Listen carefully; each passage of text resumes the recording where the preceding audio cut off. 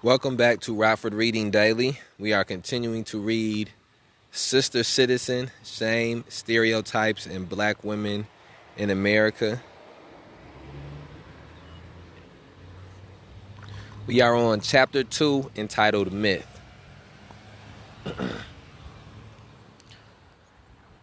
Portraying African American women as stereotypical mammies, matriarchs, welfare recipients, and hot mamas helps justify U.S. black women's oppression. Patricia Hill Collins, Black Feminist Thought. Let us return to Janie Mae Crawford, the protagonist of Their Eyes Were Watching God, and the personal consequences of misrecognition. Her grandmother, perceiving Janie's blossoming young womanhood as dangerous, arranges her marriage to an older man. She misperceives Janie as helpless and endangered, and offers her security. Janie chooses her second husband, Jody, because he seems to offer adventure, opportunity, and freedom. But Jody also misperceives Janie. He sees his possession of the beautiful Janie as a symbol of his own power. He cannot understand that Janie is curious and defiant, and instead sees her as simply lovely. Instead of companionship, Jody offers her visibility and status. Her marriages are a crooked room for Janie. She is controlled with distorted images of herself cast by others, but she is surprisingly capable of discovering the true, upright. She resists limitations and crafts an independent identity and self-definition. Still, not until she finds love with tea cake does Janie experience the profoundly transformative experience of being recognized. Tea cake's recognition of Janie gives her space to grow. Rather than trying to fix her based on an inaccurate understanding of who she is, tea cake partners with Janie to pursue shared goals. The women of For Colored Girls also suffer with burdens imposed by misrecognition. These burdens are imposed both by the structural constraints of white racism and by the intimate and often violent restrictions of black sexism. The lady in green laments, quote, "Somebody almost walked off with all of my stuff," end quote. She goes on to explain that her spirit, thoughts, ideas, and sense of self were stolen by, quote, "a man whose ego walked around like rodent shadow, was a man faster in my innocence, was a lover I made too much room for," end quote. Her experience of romantic and personal betrayal was then echoed by other voices in the poem. They, too, have been violated by men who cannot truly see or recognize them. But unlike Janie Mae Crawford, the colored girls of Shane's work do not find redemptive recognition in a male partner. For Colored Girls does not end with companionate marriage to a loving tea cake. Indeed, the only proposal in the play is issued by the violent Bo Willie, who demands that Crystal marry him while he dangles their children from a fifth-floor window. For Colored Girls explicitly rejects the notion that recognition is achieved through a male gaze. Instead, these women heal the wounds of misrecognition by learning to see themselves reflected through the empathetic eyes of other black women who share their experiences.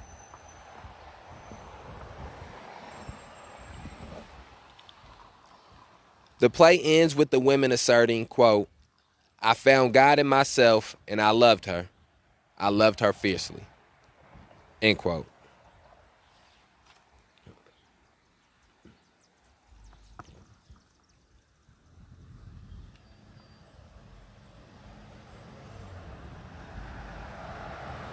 This chapter tells the stories of some historic Janie Mae Crawfords and some modern colored girls by discussing the most common forms of misrecognition they must overcome.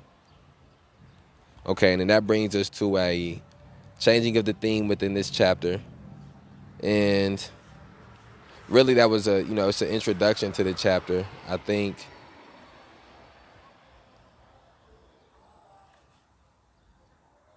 let's just keep on reading. The Myth of Promiscuity.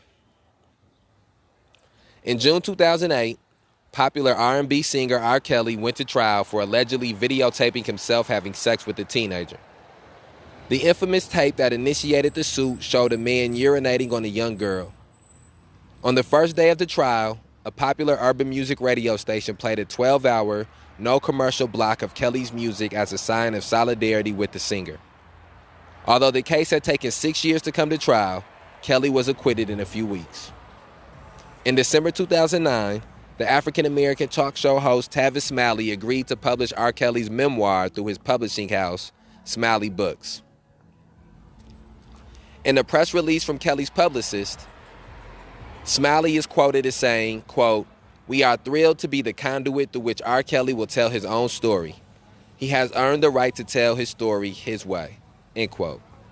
The radio station's demonstration of solidarity with Kelly even before he was acquitted, and Smiley's offering him an opportunity to tell his story on his terms despite lingering questions about his role in the sex act, are decisions that marginalize the young black woman whom Kelly allegedly abused. They can be read as choices to discount her experience of sexual violation as false or trivial. For many, the seeming consent of the teen on this videotape implied that no harm had been done. There are several other high-profile moments in the late 20th century when African-American men accused of sexual... Oh. That's going to sound crazy on the playback. The book fell. Well, first the book was falling, so I go to stop the book from falling. And then the phone began to fall, and then I abandoned trying to stop the book from falling to try to stop the phone from falling. And that was the reason for the influx in my voice. Okay. I had to get a drink of water after that. I was trying to keep I be trying to keep the mic noise to a minimal, but it's been difficult lately. All right.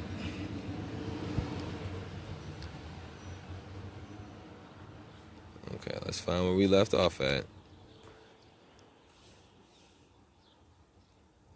There are several other high-profile moments in the late 20th century when African-American men accused of sexual assault of a black woman garnered significant public support among African Americans. In 1991, Supreme Court nominee Clarence Thomas was accused of sexual harassment of Anita Hill, a black woman and former co-worker. The 3-day questioning of Hill and Thomas was arguably the most spectacular modern confirmation hearing of a U.S. Supreme Court justice. During his testimony, Thomas angrily referred to the often explicit questioning as a, quote, high-tech lynching, end quote. After he invoked the specter of lynching, Thomas's approval ratings among black Americans jumped to nearly 50%. As a conservative justice whose judicial decisions have uniformly run counter to the political agenda articulated by modern civil rights organizations, Thomas has never again enjoyed such high favorability ratings with black Americans. But in the context of his dispute with Hill, it was Thomas, draped in the history of America's racial violence against black men, who received significant black community support. Hill, meanwhile, was regularly maligned as a race traitor who allowed her story of sexual harassment to be used by powerful white opponents to harm the credibility of an African American man. Many wondered what she had done to provoke or encourage the harassment.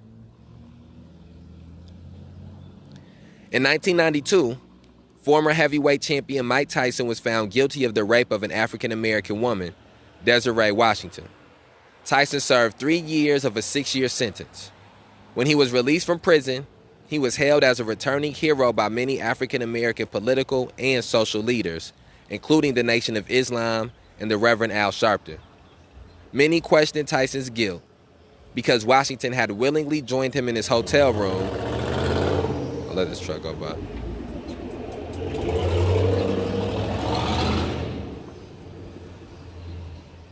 Many questioned Tyson's guilt because Washington had willingly joined him in his hotel room. Her actions, they suggested, invited sexual contact.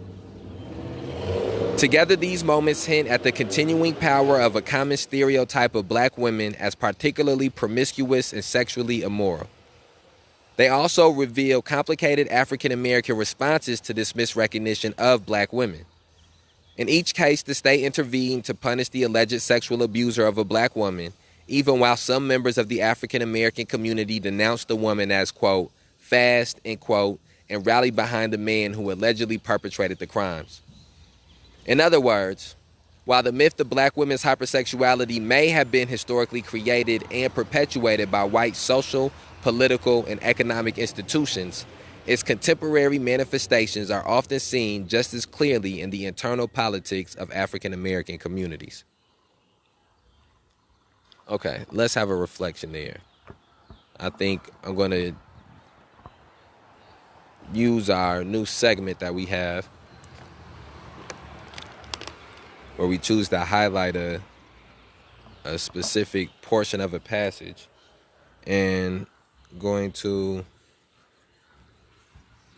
highlight that last paragraph we just read. Let me go through it again. Or a portion of that last paragraph we read.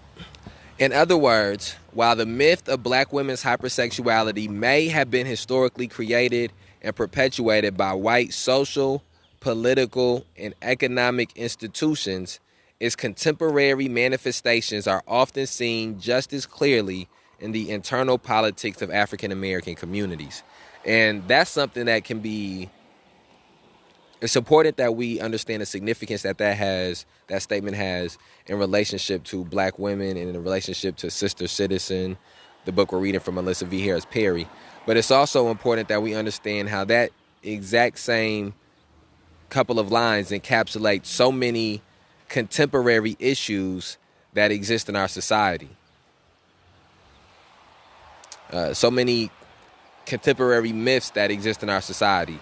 You could use that sentence and say, in other words, while the myth of black people's hyper-violence may have been historically created and perpetuated by white social, political, and economic institutions, its contemporary manifestations are often seen just as clearly in the internal politics of African American communities. That works with a litany list of issues that originated in white social, political, and economic institutions, and partly because of the token integration that black people have had into white social, political, and economic institutions, and also from the just repression that has come from white social, political, and economic institutions, the propaganda that has come from those institutions. These talking points now are mimicked by black people within our own community. Some of these behavior patterns and thought patterns are mimicked by black people within our own community. And I think that's one of the things why it is important to understand intersectionality, because the same things that we can see as being perpetuated by white people when it comes to issues of race, we can see those things also be perpetuated by men when it comes to issues of patriarchy and misogyny. And that means also black men make the mistake of repeating those things and repeating those cycles. And so it's important for us to be able to articulate that and then identify those things and try to break those cycles and break those manifestations. The main thing I would say from that is that in order to be able to break these manifestations, you must be able to highlight them. And I think that one of the other things that stands out from here is that this is still a common thing within the black community, where a black woman comes forward and speaks about an experience that she had of violence at the hands of or mistreatment or assault at the hands of a black man, and once the state becomes involved and the police and judges and the criminal justice system becomes involved, there is an inclination for black people, I believe, to identify with the person who is being prosecuted. I don't want to say the word persecuted, but because the reason we can identify with the person being the reason we tend to identify with the person being prosecuted so heavily, I believe, is because of the interrelationship that prosecution and persecution has had historically for black people, specifically black men. And also, I think within that is an understanding that with black people, and this is not what I want to make clear is this, that I think one of the first steps in getting to the root issues of certain issues or the root causes of certain issues is being able to listen to people who have experienced these issues and listen to people who and make sure that you're validating and not invalidating people's experiences and people's stories and people's truths and people's and so I say that to say that I say that to say that we look and we can still see similar situations to Mike Tyson and Clarence Thomas and R. Kelly manifesting in the sports world and the music industry and the entertainment industry. And I think that has to be something that we are conscious of. We have to be conscious of the same way that there are historical wrongs that have been done that lend towards black people identifying with somebody who's being prosecuted by the state. We have to understand the historical wrongs that have been done that lend to black women being sexually assaulted, being sexually violated, having violence done against them. And we cannot invalidate the latter one of those in an effort to pursue the former. Okay, here, let's keep reading. The Promiscuity Myth, excuse me, that's rough. The Promiscuity Myth has roots in Southern slave-holding society, which operated by a gendered social and moral code. The Victorian ideal of true womanhood required strict adherence to a code of piety, purity, submissiveness, and domesticity, virtues believed to be inherent in feminine nature. Victorian social codes clearly divided public and private realms, made white men the sole authorities in their homes, and stripped married white women of their property and legal personhood. It also advanced beliefs in the essential chastity, innocence, and weakness of women.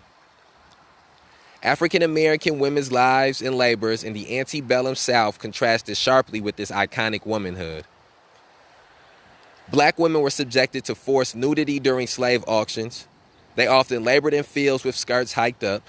They were punished on plantations by being whipped in partial or total nudity. They were banned from legal marriage. The myth of black women as lascivious, seductive. I know what this word is, and I'm spacing on my pronouncing of it.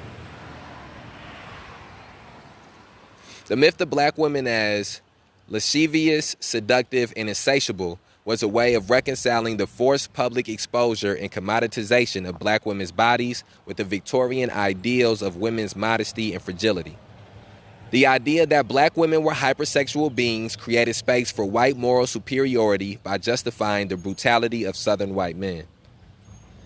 In his 1785 text, Notes on the State of Virginia, Thomas Jefferson subjected enslaved blacks to the same, quote, scientific, end quote, observation he used on the new nation's vegetation, wildlife, and geography. His observations led him to conclude that white women were clearly superior to black ones. The proof, he argued, was that black men preferred white women, quote, as uniformly as is the preference of the orangutan for the black woman over whose of his own, the orangutan, never seen this word a day in my life. The proof, he argued, was that black men preferred white women, quote, as uniformly as is the preference of the orangutan for the black women over those of his own species, end quote. This single observation combined beliefs in the supremacy of whites, the potentially dangerous desire of black men for white women, and the willingness of black women to have sexual intercourse with apes. This sexual mythology was pervasive during the 18th and early 19th centuries. Not only were black women described as animalistic and aggressive, they were sometimes cast as vile seductresses who lured white men away from their chaste female counterparts. Quote, as soon as the sexual desires are awakening in the young men of the South, end quote, wrote the famous biologist Louis Agassiz in 1843, quote, they find it easy to gratify themselves by the readiness with which they are met by colored house servants, end quote.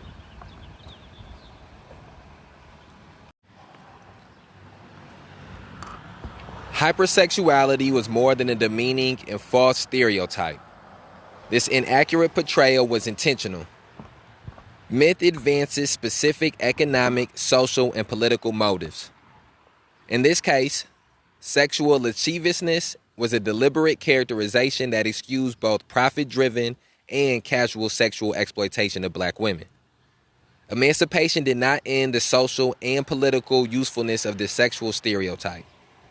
White men's, quote, right, end quote, of access to black women's bodies was an assumption supported both by their history as legal property and by the myth of their sexual promiscuity. This myth meant that neither the law nor social convention allowed that black women might be victims in this arrangement. The rape of black women, like the lynching of black men, was both a deep personal violence and a form of community terrorism that reinforced their vulnerability and lack of self-ownership. As historian E. Francis White writes, quote, virtually no legal protection was provided for women who were portrayed as loose and lascivious. All right, I gotta figure out how to pronounce this word. All right, I'm finna figure out how to pronounce this word. I'll be right back. Okay, this word is pronounced lascivious. Lascivious. And the definition is of a person, manner, or gesture feeling or revealing an overt and often offensive sexual desire. Lascivious. Okay, that's what, and I would say that is what everybody should do when you are reading something and you don't know how to pronounce it, you've never seen the word before, you don't know the word, take the time to look up the definition. Back in the day, I used to read books with dictionary next to me. And so I should do that more often, as well as the highlighting. While we're here, let's go ahead and have a small reflection. I think what stands out again is one of the things that we read about in Race, Women, in class is the hypocrisy that existed from what Victorian standards or white people standards were, or how patriarchy and misogyny worked for white women and how black women existed in the society. All the ways that white women were, or all the ways that women would be, or certain ways that women were grouped as a social construct or as a gender word, that if you were a woman, then you can't do this. Or if you're a woman, you're not meant to do this. If you're a woman, you're meant to be fully clothed.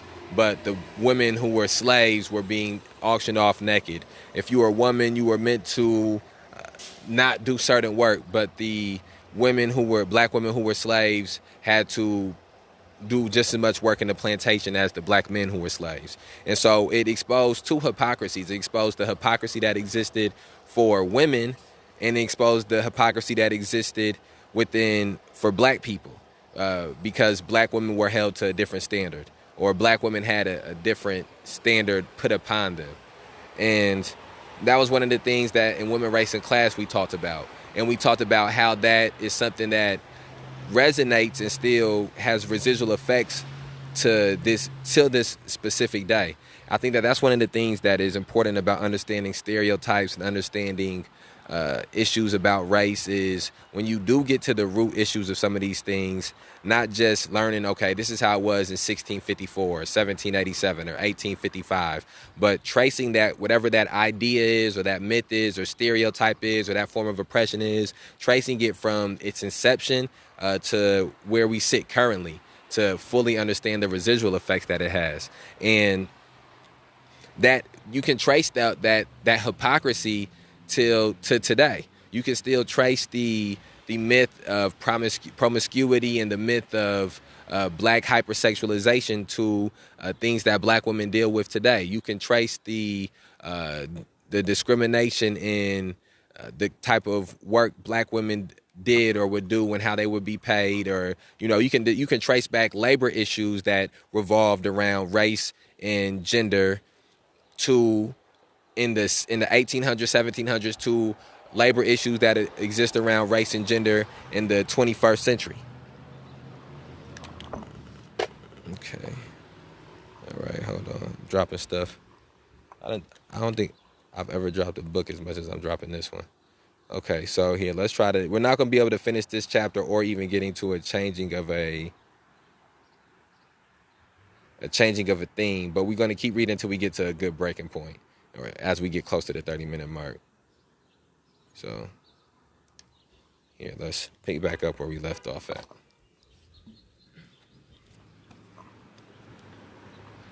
And it probably was a highlightable section in here somewhere that I missed. That's my fault. I got to pay more attention to that. Oh, okay, no, it was one here. And this is the last point of reference that I'll make. But here in Rockford, Illinois, there is a high school named Thomas Jefferson High School that black... excuse me, sorry about that. That black young girls go to, that black boys go to. I mean, in general, it's something that doesn't matter your race or your gender or class. Going to a school named after a man who has these types of ideologies, as we read from Thomas Jefferson's 1785 text, is something that should be frowned upon. It's something that should be shameful. There should be no schools named after Thomas Jefferson. Thomas Jefferson was infamous for the amount of slaves he had. He was infamous for raping those slaves, impregnating those slaves. And when you read about his ideology in this 1785 text, it just reminds you of the type of men who formed this country and what their belief systems were. And when you understand that, it puts you in a place where you understand why we have some of the things still consistently persisting that we have. And so we need to highlight from the paragraph that starts in his 1785 text, Notes on the State of Virginia, all the way to the sentence that says, like the fifth sentence in the paragraph, it says, this single observation combined beliefs in the supremacy of whites, the potentially dangerous desire of black men for white women, and the willingness of black women to have sexual intercourse with apes. So it's about 5-6 sentences right there that should all be highlighted. Okay, let's move on to our next paragraph. Actually, I think I stopped within a paragraph for that one.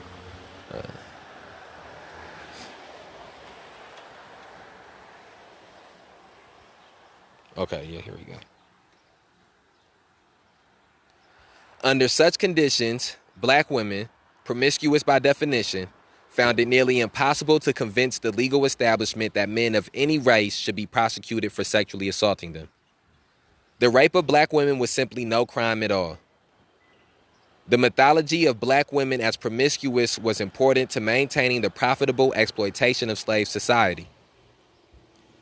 In freedom, it remained important as a means of racial and gender control. The idea of black women's sexual wantonness was important to late 19th and early 20th century nation-building efforts. Race and gender science informed public ideas of who was capable of citizenship as the country reestablished the basis of political participation following the Civil War. Science and its growing hegemony of knowledge underlay the 19th century's racial ideology and iconography. Classification of human communities through hardening constructs of race and gender was central to 19th century scientific and social scientific projects. The science of race and gender served as a basis for denying full and equal participation in the state. Rigid definitions of masculinity and femininity and of whiteness and otherness prescribed specific roles for black women at the dawn of the 20th century. The treatment of Sartiji Bartman, the so-called Hottentot Venus, is an iconic example of how black women's bodies became central to the process of arraying human beings in ascending order from ape-like to human, African to European, black to white, female to male, savage to civilized. Bartman was a Khoikhoi woman from South Africa who became canonized exhibit of London's Piccadilly Circus as a result of her supposedly abnormal sexual organs. Her large buttocks and elongated labia subjected her to exhibition both in the life and in death. The scientific discourse around the Hottentot Venus found its way into American understandings of race and sex. Black women were seen as physiologically and anatomically different. Black women were seen as physiologically and anatomically different. Their rampant sexuality was easily discerned in their misshapen and exaggerated sexual organs. In their misshapen and exaggerated sexual organs. In this sense, modernity offered no possibility of more accurate recognition of black women. Instead, the modern, the civilized, and the evolved were defined over and against them. Observation of the primitive subhuman other was central to defining the advanced, civilized citizen, and black women's supposedly hypersexual bodies were central exhibits in the display. Bartman's genitalia and buttocks served as observable, scientific evidence that black women were not fully civilized. Science was used to underscore the ideological biases of racist, misogynist America, and black women's vulnerability was codified in law. The myth of black women's unrestrained sexuality operated in both slavery and freedom as a means of justifying racial and gender exploitation.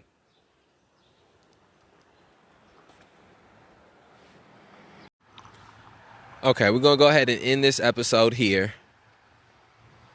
When I reflect upon those previous paragraphs we just read, what comes into mind is that first I had never heard about the story of the African woman who was put on display like this. That's something that I will look up after I end this episode and try to learn more about, which is one of the reasons I think it's important to read these different books, is because the same way everybody has different statistics that will stand out to them that they will use, everybody also has different stories and historical events that will stick out to them that they will use to try to paint the broader picture. And each one of these events, each one of these stories, each one of these sets of statistics are all imperative for us having a full understanding of the scope of the issues of police terrorism, mass incarceration, and racial injustice.